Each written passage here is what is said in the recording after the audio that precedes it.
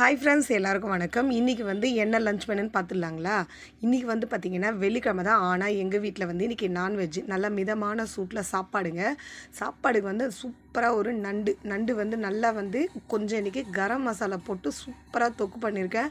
நல்லா சூப்பரான டேஸ்ட்டாக இருக்குது. அதுக்கப்புறம் பார்த்திங்கன்னா சங்கரா மீன் பார்த்திங்களா, அதை நல்லா ஃப்ரை பண்ணிட்டேன். இன்றைக்கி கண்டிப்பாக நான் தாங்க மீன் வறுத்தேன்.